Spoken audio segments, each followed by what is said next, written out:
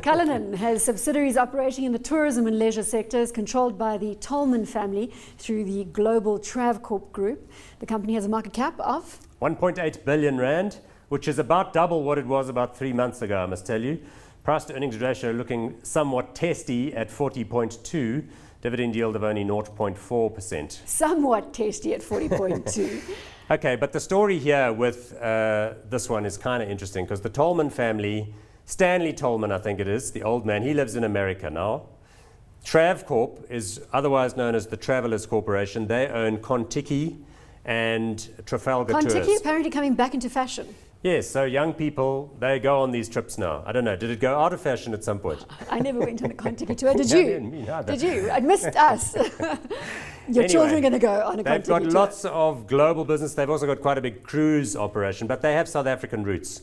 So what we're seeing now is the Just next... look at that, sorry to interrupt, that share price. Yes, so it goes from 50 cents there, I think, to about R2.50 or something in recent weeks. Sorry And the to interrupt reason your story. is that the next generation of Tollman family members are coming to the fore. Michael Tollman is the one who's running this lot of businesses. Brett Tollman runs the whole of thing, and then the other Tollman, whose name I've forgotten, runs the European operations. So it's clearly got the hands of the family all over it.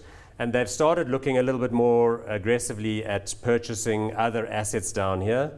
There are talks going on with, the other tourism players in the industries to put together some of their assets, which are things like Thompson Tours, Hilton Ross, the guys that do the buses and so on and so forth. So you think that this one is embarking on a slightly new strategy? Well, we'll see in a minute that Wilderness Safaris, they've also taken a 30% stake in that, which we're going to talk about after the break. So I really do think what's happening here is that you're just starting to see a bit of energy and impetus, and as I said before... A much needed shake-up in the tourism industry. Yeah, and the fact that the family have put one of their own in as the local CEO and that they're beginning to probably hoover up a few shares maybe at the margin is getting people interested. It must be noted, very, very limited liquidity because Travcorp owns like 65% of the shares and the rest, I don't know, probably belong to the family. So taking into account the limited liquidity, hot or not on Cullinan? I'm going to give it the hot as well, just because I'm on a roll, but I think just be aware that it can be a little bit tricky to buy.